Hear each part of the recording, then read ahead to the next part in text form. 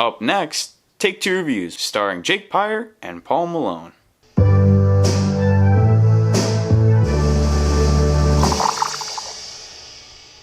Hello everyone, welcome to Take Two Reviews. I'm Jake Pyre. And I'm Paul Malone. And this is our channel. Welcome. Basically, what we're going to be doing is we're going to take movies, we're going to review them.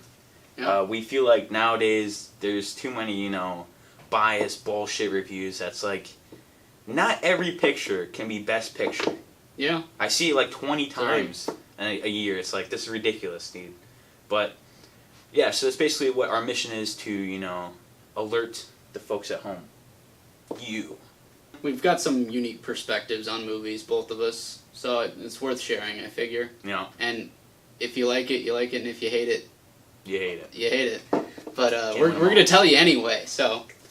So basically, how we're going to go about this, we're going to pick a movie, we're going to watch it, we're going to give our, initial thoughts, what we liked, some scenes right after we watch it, we're going to sit down, just talk it out. Some scenes that we really thought were cool, initial pointers. thoughts.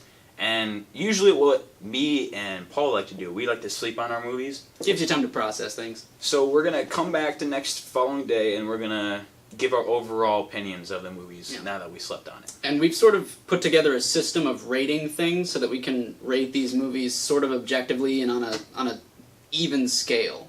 So we got 9 different categories, 100 points I think it is. Yep. Screenplay, acting, the score, sound effects, art and design, cinematography, special effects, film editing, and picture. But wait, Jake, that's only 9. Whoa! Well, it's because picture's actually worth 20 because we feel like an overall picture is worth just a little bit more than the other categories. Yeah.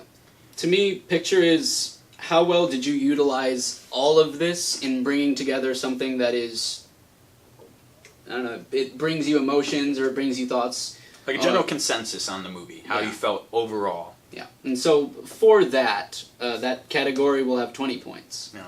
So 100 each, like we said. He'll give his reviews, I'll write down mine, and then we'll total them both and make an average, and that'll be our general review of the movie. Take Two's reviews of the movie. I do anticipate for some of these movies, our scores will be very different. I might have a very low score for something that Jake really likes and vice versa. It's something to complete, to make us, almost non-biased. If one of us is, a little biased towards something, the other one can even out. Yeah, and so we're gonna take our 2 scores separately and put them together, even them together, for a final score, which I guess we could probably agree on because it's usually literally in the middle of us. So. Usually, but yeah, that's general our rate system. That's how we're gonna be reviewing movies. Yeah. And with that being said, we have a little game prepared for each other to start all of this off. We basically wrote down 10 movies that we didn't think the other person's seen, and basically whoever has the most points, wins.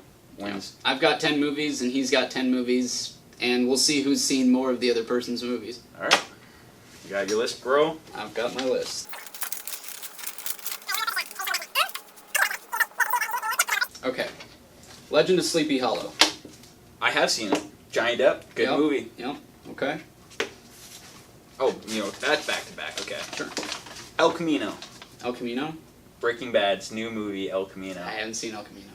Good movie. Is that Netflix? Netflix, yep. Check that out, yo. I don't got Netflix, but y'all do. This guy. Alright. The Crow. Have not. Ooh. I heard it's a good superhero movie. One of my favorite graphic novel films. I heard the actor actually died right after making that movie. He did. Brandon Lee. Rest in peace, Brandon. Thank you for all you did. Alright, Fantastic Mr. Fox. I want to see it. No, I haven't. Some great voice acting in that one. Is George Clooney in it? Meryl Streep, yeah. George Clooney. There's some other ones, I forget. Oh, Bill Murray. Bill Murray's in that. Of course. Alright, Fight Club. Yup. I know you've seen Fight Club. Yep, I love it. The mind twist at the end is super great. Can't forget that one. It's very Nietzschean and very very philosophical, that. Definitely. I like that movie. Gangs of New York. Yep. Got it up on the shelf. No, that's a good one. That's epic. It covers generations. Oh, hell yeah, dude. It takes you back, dude. It takes you back. Takes you back. It's like, it's not historical, but it's like pseudo-historical. It's fight for New York, basically. They got like the Irish versus the whatever I forget the word. I was like, just sort of the Americans. Yeah, it was it was immigrants versus natives. Right. Okay, Princess Bride. Yes, love it. Love classic. Princess Bride. Inconceivable. It's just full of quotes. Yeah, good one-liners and tropes and characters. Love it. Lord of the Rings, Two Towers. Screw you. You know I haven't seen that. I know Paul hasn't seen that. I've seen movie, the first and the third of the Lord of the Rings, and I never got to see the second one all the way through. How have you seen the third one, but not the second one? I had the DVDs for the 1 and 3 and not 2. It's crazy to me, but yeah. Terrible. A Cure for Wellness. Nope. I know you have a poster in that in your room. I do have a poster for that movie. I have not seen that movie. It's directed by the same guy who made the Pirates of the Caribbean movies. Gord Verbinski. It reminded me kind of like Resident Evil kind of feeling, but not like the Resident Evil movies. Like really atmospheric and like just totally gothic. I loved it. Gotcha. So Gladiator. No. No. So Russell Crowe and you talk about Joaquin Phoenix, my main man. Great movie. You should go check that out. Yeah. Great score to the ending. I was about to say, you always talk about the score for Gladiator when you bring it up. I play the score for Paul quite often because I'm very big in that. I've heard the score, but just not seen the movie. So one day I'll see the movie and be like, hey, that. It's touching, that ending. Ocean's 11. Yep, love it. Best heist movie, I think. I think it's like the quintessential heist picture. Yeah. Like if you're gonna tell a visual story about stealing shit, you gotta go back to Ocean's 11. They always start there. They always change it up on you too at the last second. Like, oh, you thought this is what happened? No. Just kidding. This is actually what happened. All right. The Last Samurai. Is that with Tom Cruise? Yep. I didn't see that. That's a good one. Is that good? Yeah, that's a good one. It's kind of it's a little bit fiction. I mean, it's based off true events, but they stretch the truth a lot. So. Mm-hmm. Was it in, like, feudal Japan? Was that it? Yeah, the fall of the Imperial Japanese. Ah. So, yeah. I have not seen it. Last Samurai. Yes. Yeah. Empire Records. Empire Records. I can't say I've seen that. Yeah. Never even heard of it. Yeah, most people haven't. It's like, I think it's a Canadian drama that takes place like outside of Atlantic City. It's about a record store. A bunch of teenagers work there. Interesting. It's like really, it's better than I'm making it out to be. It's really terrific. Well, if it's on your list, then I think it would be good. So. Like, if I had my way, we're gonna watch it someday on this. Gotcha. So. Saving Mr. Banks.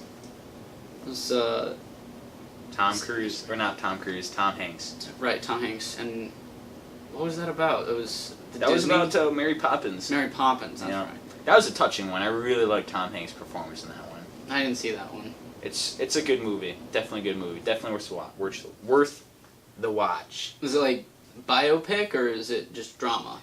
It's like an autobiography of like the one who wrote Mary Poppins. Okay. Because she was very picky with how she wanted this thing to be done. It's a very cool story. I'd say you should watch it. You'd like that movie a lot. I didn't like Mary Poppins though. Dude, Tom Hanks sold already. I mean, yeah, Tom Hanks is any movie Tom Hanks does is amazing. He's a terrific actor. Limitless. Of course, I've seen Limitless. I saw this one coming. Bradley Cooper is amazing. That one. Probably my favorite ones from him.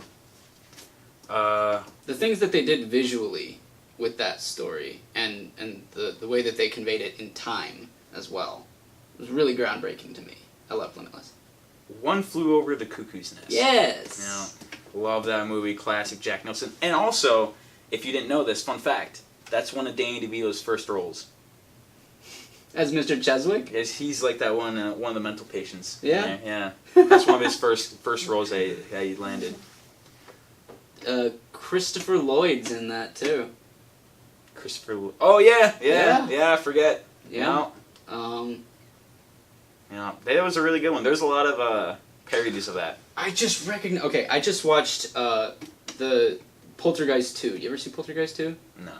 Okay, well there's like an Indian guide in it, and it's played by the same guy who plays Chief in One Flew Over the Cuckoo's Nest. I just made that connection. All right, interesting. Harry Potter 3: Prisoner of Azkaban. Love it. Probably one of the better ones. Honestly, that's my favorite of the Harry Potters. Number 3. I think that one was the sixth one for me. Yeah. I like the sixth because that's where it really takes you into that dark turn. Now you know the main. I'm not going to spoil anything, but I mean, if you haven't seen Harry Potter, You Come probably on. already had it spoiled for you Come at on. this point, but The Informant Who's in that? with Matt Damon, Does the actor I just somehow can't wrap my mind. he have a mustache in that? Yeah, he does. He swindles the fuck out of people in that movie, dude. He's a good actor, though. I'll grant him that. He's a great actor, but he usually plays roles I don't like. No, maybe he's just good at playing roles Those that roles people I don't like. Yeah, he's just good at playing a dick. You know, I'm sure he's a sweetheart, but Kill Bill Volume 2. I don't think I finished that, actually. I'm surprised. Wow. I've seen the first one. I don't think I've seen the second one. I chose the second one because I like the second one more than the first, even. You gotta have some Quentin in there. So. And last but not least, actually, I haven't even seen this one yet, but I want to recommend this one for one of the movies we review. It recently just came out. Martin Scorsese's very own The Irishman. Some new movie that just came out on Netflix. It has Al Capone, Robert De Niro, and Joe Pesci. Great cast.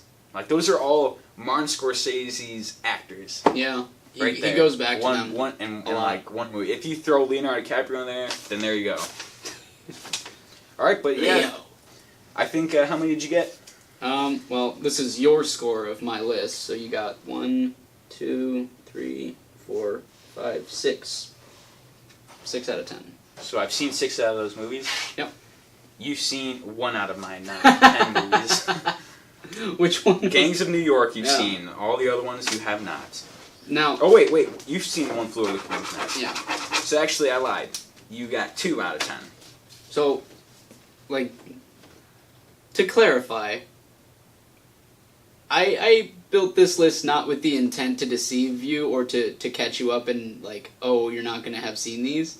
This was just, I think this is a fair expression of myself based on just 10 movies.